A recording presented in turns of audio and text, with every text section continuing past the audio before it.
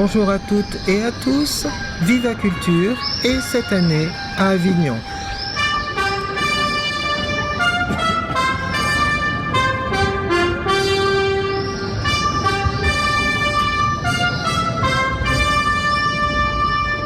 Bonjour à toutes, bonjour à tous, Viva Culture vous retrouve à Avignon. Nous sommes allés à la Scala Provence, nous avons vu une pièce de Fabrice Melchior. Vous vous souvenez peut-être avoir vu au volcan Pollock en 2009. Et là, il s'agissait de Kids, une pièce mise en scène par François Havane, la compagnie Le Vélo Volé. C'est l'histoire de 8 jeunes orphelins à Sarajevo. C'est donc une évocation de la guerre en Yougoslavie qui, hélas, a de gros échos avec ce qui se passe en ce moment en Ukraine. Et nous avons été émus par ces 8 jeunes comédiens qui jouent ces orphelins perdus, abandonnés par les adultes et qui cherchent à survivre ou à vivre pendant la guerre. François Havane, bonjour. Bonjour. Alors, on est à la Scala Provence. Nous venons de voir Kids, une pièce que vous avez de Fabrice Melchior, que vous avez tournée. Alors, c'est une pièce qui retrace l'aventure d'une troupe d'orphelins à Sarajevo. Et évidemment, c'est une pièce assez bouleversante, vu le contexte. Peut-être vu aussi la troupe que vous avez. Là, nous sommes avec des comédiens. Yael, Yann, OL, Yann et Montel. Et c'est une troupe de jeunes, j'ai envie de dire. Oh, pas si jeune que ça. Pas si jeunes que ça, Pas voilà. tous. Mais qui jouent des adolescents de 15 ans. Oui, bah, ils ont à la fois le profil, l'énergie et l'envie surtout de le faire. Donc, faut savoir que la plupart, c'est des anciens élèves du cours professionnel que je dirige. Mais bon, ils sont sortis du cours, ils font leur petite route aussi à côté, puis aussi avec moi. Et c'est des petites boules d'énergie, quoi. C'est pour ça qu'ils ont été choisis. Oui, c'est ça. Est-ce qu'on peut vous demander pourquoi vous avez choisi ce texte ? Mais j'ai pas choisi, moi. J'ai absolument pas choisi. Moi, je suis un très mauvais lecteur. Je l'avoue. Oui. On me propose c'est OL qui m'a dit il faut que tu montes cette pièce. C'est toute ta pédagogie et tout ce que tu aimes dans le théâtre, c'est dans la pièce. Alors c'est à OL que j'ai posé la bien question. sûr. Allez-y. Alors, pour tout dire, encore une fois, quand François m'a mis la pièce dans les mains il y a 2 ans, je l'ai lu, il n'y a pas 2 ans, tout départ, je l'ai lu et j'ai pas tout compris parce que c'est une écriture très vive, mais écrite presque comme une poésie. Je l'ai un peu laissé, j'ai lu beaucoup de théâtre et j'y suis retournée 2 ans après et c'était dans un train entre Paris et Nantes. Et là, l'histoire notamment de Stipan et Josip, l'histoire de frères, en fait, de fratrie, m'a complètement bouleversée. Et j'ai fini le dernier quart d'heure, ça dure 2 heures, Paris-Nantes, le dernier quart d'heure complètement en larmes. Et je me suis dit effectivement, François étant entouré de jeunes dans sa vie, de professeurs aussi, avec cette énergie, cette parade, on fait des parades tout le temps à Avignon, c'est qu'on a les promotions de spectacles, il y avait tellement de choses qui résonnaient que je lui ai dit, je pense que c'est faux. Elle m'a obligé. Voilà. Elle m'a obligé. Maintenant, tu trouves, dans 5 ans, tu te fais ton casting au fur et à mesure de tes années de cours et tu trouves les 8 comédiens qui vont jouer. S'il te plaît, si je peux jouer dedans, c'est bien. Et à ce moment-là, vous ne saviez pas que la guerre allait se déclarer en Ukraine. Non, parce qu'on l'a monté il y a 2 ans, donc l'année dernière. Enfin, en fait, on devait le jouer en juillet 2020. Donc, et puis, Covid. Donc, on l'a créé en juillet 2020, tous ensemble. On était, au lieu d'être en juillet à Avignon, on était en juillet en vase clos entre nous, en train de répéter ça. Et c'était une très beau mois de répétition. On l'a joué en 2021 à Avignon et on nous l'a proposé à Paris en 2022, 2 jours après l'invasion de l'Ukraine en fait. Oui. Et pour nous, c'était même difficile de le jouer. Je crois que dans la salle, ça résonnait trop, c'était trop chargé. C'est vrai. Et nous, au plateau, on n'arrivait plus à avoir cette distance artistique de plaisir de le jouer. Enfin, moi, personnellement, en tant que narratrice aussi, j'avais plus ce pas de côté qui venait dire « Ok, c'est fini, parlons parlons d'eux, mais ça y est, ils ont grandi, c'est fini. » Voilà. Là, on avait l'impression de faire du théâtre documentaire, d'être trop collé à l'actualité. Et c'est vrai que quand Sid il dit end of war, on sentait les gens dans la salle faire non, c'est pas fini en fait. Et on a été rattrapés, et c'est donc sans opportunisme aucun qu'on a monté cette pièce, mais l'année dernière on voulait dire plus jamais ça, et cette année on essayait. Enfin moi j'ai l'impression que ce qu'on porte, c'est n'oublions pas que c'est jamais gagné. La paix a beau être signée, c'est jamais gagné, ni dans les corps, ni dans les cœurs, ni sur les territoires. Mais c'est pourquoi la scène du bombardement est réussie aussi. Je ne sais pas comment vous avez fait, mais elle nous épouvante nous-mêmes. Je ne sais pas si ça aurait le même impact s'il n'y avait pas en arrière-plan dans nos têtes l'Ukraine et les bombardements qu'ils subissent là-bas. Mais ce son-là, pour les Ukrainiens, c'est un son quotidien, quoi. Un son. Je me rappelle même d'une anecdote. Il y avait dans un restaurant vietnamien, un Vietnamien qui il avait fait tomber toutes ses étagères, toutes les assiettes et tout. Ça avait fait un vacarme et tout. On était tous comme ça. Il était impassible. Je dis mais comment vous faites? Quand on était au Vietnam, si on n'entendait plus les bombes, ça voulait dire qu'on était mort. Donc il y a une accommodation, presque une accoutumance au bruit des bombes. Voilà, nous évidemment ça nous terrifie parce que c'est pas notre quotidien, quoi. Mais le gars il était resté complètement impassible. Il faut dire jusqu'où ça va, quoi. Jusqu'où ça s'ancre dans la tête la guerre, quoi. Alors c'est un théâtre un peu choral, on dirait, parce que c'est un groupe. C'est écrit. Il y a beaucoup de scènes d'ensemble, hein, c'est écrit. Il y a des petites scènes par deux, mais c'est surtout. Une sorte de chorégraphie. C'est une meute, hein. Une meute, c'est une meute avec le chef, là. C'est ça. Alors le chef, qu'est-ce qu'il nous dit? Non, c'est un plaisir de jouer cette pièce tous les soirs. Et effectivement, donc comme François le disait, on est rattrapé par l'actualité. Du coup, on a souvent des petits rituels de comédiens avant de jouer. On essaye vraiment de créer cette meute-là une heure avant pour essayer vraiment de créer cette choralité. Et malheureusement, on a ces pensées-là, on ne peut pas s'empêcher d'avoir ces pensées-là qui reviennent. Pourquoi on le joue? On se pose aussi souvent les questions. François vient nous voir et nous pose la question, rappelez-vous pourquoi vous jouez ce texte, quel sens ça a, tout ça. Et voilà, du coup ça nous alimente énormément. La compagnie du Vélo Volé monte des spectacles qui débordent d'énergie, donc nous vraiment on essaye, il y a vraiment le plaisir aussi de donner tous ces tripes sur le plateau. Quitte à ce que ça bouscule vraiment le spectateur, mais voilà, là pour le coup c'est totalement cohérent avec ce qu'on raconte. On a envie d'emmener les spectateurs vraiment à Sarajevo et de créer cette tension-là, mais on le joue avec beaucoup de plaisir tous les soirs ici à la Scala. J'ai remarqué que votre personnage, vous êtes très physique. Oui, c'est pour le coup il a un rôle vraiment de meneur, et du coup il doit créer cette énergie-là, ça doit partir de lui. Et c'est le premier d'ailleurs à parler, c'est lui qui ouvre la pièce. Il doit amener cette énergie-là. Il faut montrer les muscles, hein. Et puis il faut montrer les muscles quand on est chef de meute. Oui, c'est ça, et comme chef de meute. Mais en même temps, il y a une sorte de difficulté quand même, une sorte d'enjeu, c'est qu'on est en période de guerre, ils sont abandonnés, leurs parents sont morts. Donc il y a un fond de faiblesse, de fragilité, et cette énergie de toute façon qui les habite. Il faut rappeler que ce sont quand même des orphelins. Ce sont 8 orphelins qui sortent de cette guerre-là, et lui, Sid décide de vraiment prendre la responsabilité. Il est les parents qu'ils n'ont plus, et il est le chef, il est l'autorité, quoi. Voilà. C'est cette énergie de groupe qui leur permet de survivre. Mais oui, et en fait même au-delà de survivre, moi ce que j'aime dire aux gens quand ils ne connaissent pas la pièce, c'est que à la limite ces kids ils se fichent de survivre. Ils veulent vivre le plus normalement possible, et eux c'est leur quotidien, la guerre, et donc ils se créent leur école avec les paroles des Beatles qui passent à la radio. Ils veulent continuer à s'aimer le plus normalement possible. Les frères ils se tapent dessus comme deux frères. En fait eux survivre c'est presque pas leur enjeu, c'est vivre, ils sont en pleine adolescence. Amar au début de la pièce il dit tu crois que ça sera facile à vivre la paix? Il angoisse de la paix, c'est quand même fort. Ah, parce que eux, leur point de repère aussi, c'est pas à table, c'est couvre-feu. Après, c'est dingue, ça reste effectivement des jeunes avec leur histoire de jeunes, d'adolescents.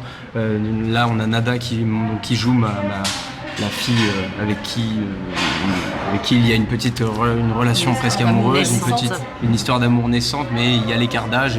Et dans cette petite meute, il existe aussi ces histoires d'amour. Il y a Bosco et Admira qui jouent un couple déjà ensemble depuis longtemps et qui se marieront ensemble et qui traverseront le pont ensemble. Et qui en sont déjà aux disputes et Voilà, aux tout à fait. réglages de Chine. Exactement. Oui, c'est Ils ça. ont leur réel du coup. Et puis dès que par contre arrivent les bombardements ou quelqu'un qui frappe à la porte et on ne sait pas, c'est la guerre, on reste ensemble. La solidarité, elle est au-delà de l'ethnie, de la religion, de l'âge, des petits rivalités de meute et tout.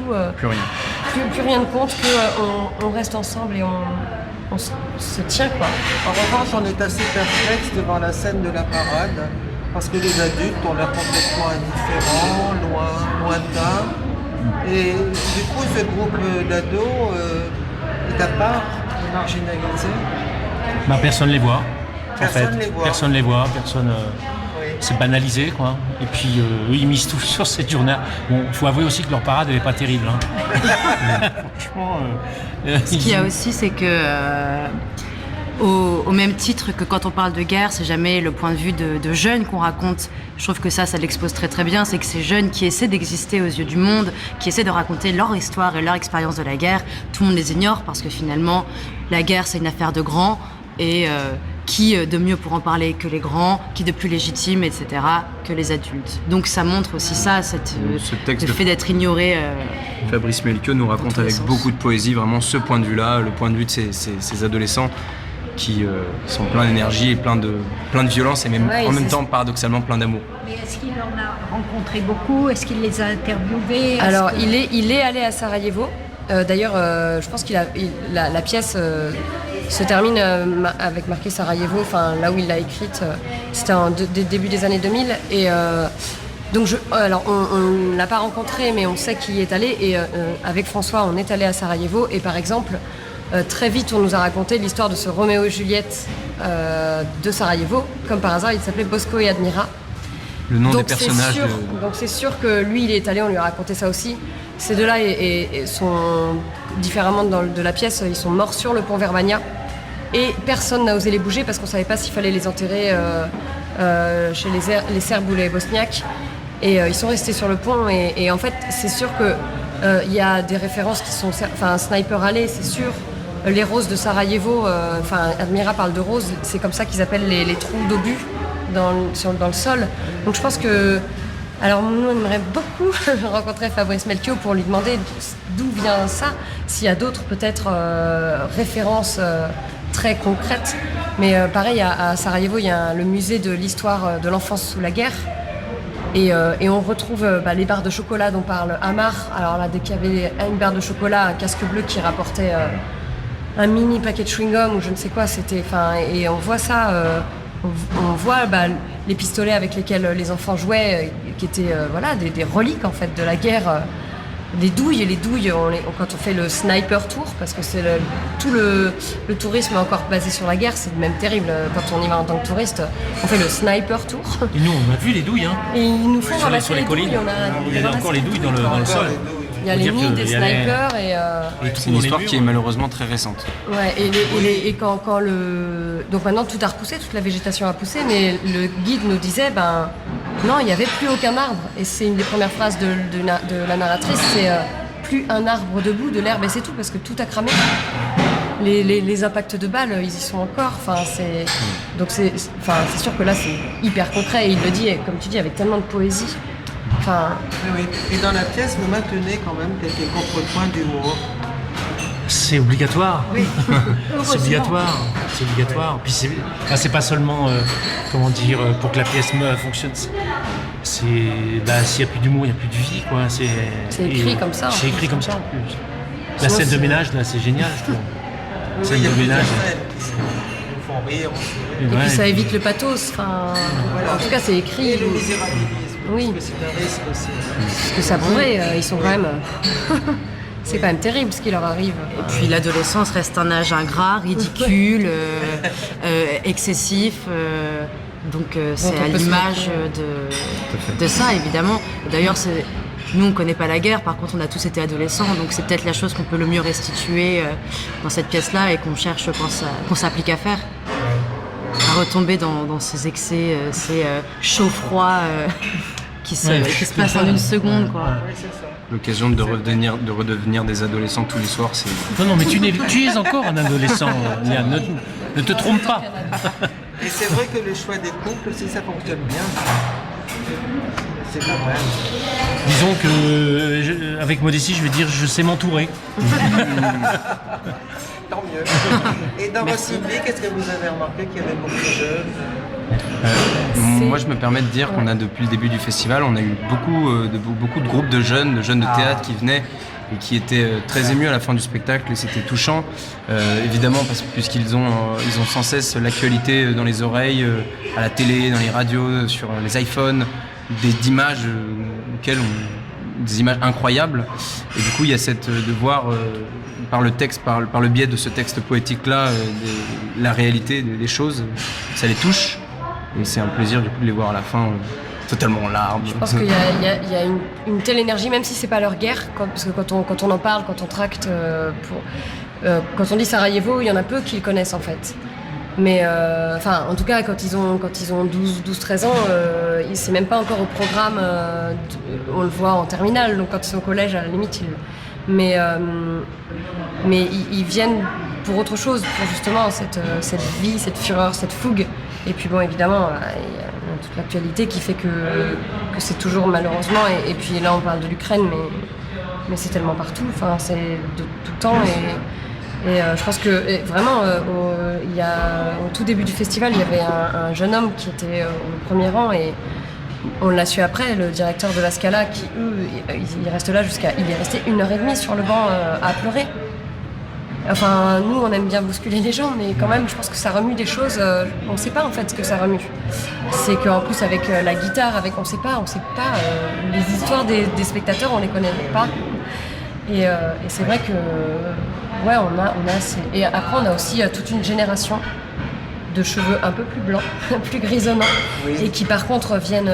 On sort là et on a des témoignages de. Moi, j'y étais.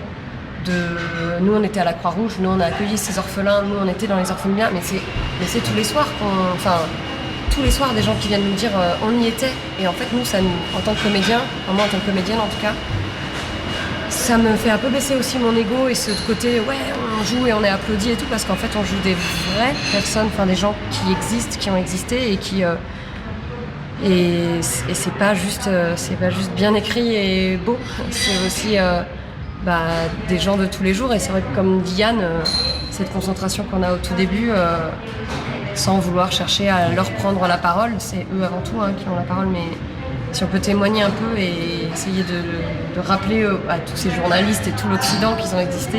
Je voulais quand même rappeler, outre la poésie, il y a quand même aussi, le texte est saupoudré aussi de plein de belles chansons qu'on a nous-mêmes, qu'on a travaillé longtemps à la guitare avec le travail de Nathan Dugré, qui est le comédien et qui est aussi le musicien, qui fait les deux pendant le spectacle, ça dure 1 heure, et il y a toute aussi cette musicalité de ces chansons, l'émotion passe aussi à travers ça, et c'est une manière aussi de relâcher un peu la pression. Ça crée vraiment les accélérations de rythme, et en même temps on s'apaise, on chante, on fait comme on peut, et voilà, donc il y a aussi toute cette dimension musicale qu'il ne faut pas oublier dans ce texte. Eh bien, un grand merci.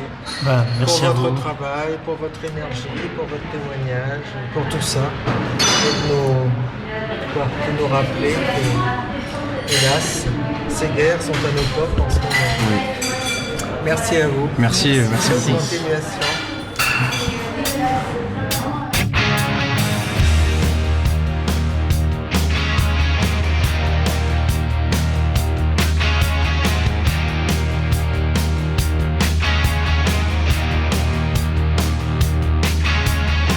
C'est tout ce qui nous sépare. Être en avance, être en retard. Les fuites, les désespoirs, c'est tout ce qui nous sépare.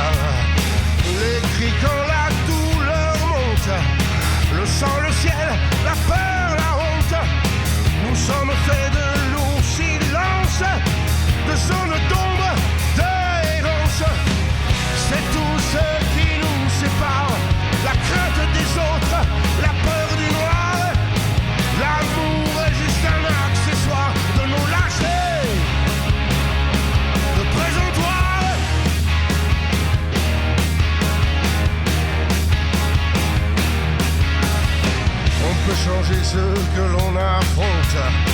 Rien ne peut changer tant qu'on ne l'affronte. Le sang, le ciel, la peur, la honte. Est-ce tout ce qui nous sépare? Jamais blanc, jamais noir. C'est merveilleux ou c'est immonde. On se scrute, on se sonde. C'est tout ce qui nous sépare. C'est tout ce qui nous sépare. La crainte des autres, la peur des noirs. L'amour est juste un accessoire de nos lâchetés. C'est tout ce qui nous sépare. La crainte des autres, la peur des noirs. L'amour est juste un accessoire de nos lâchetés. Le présentoir.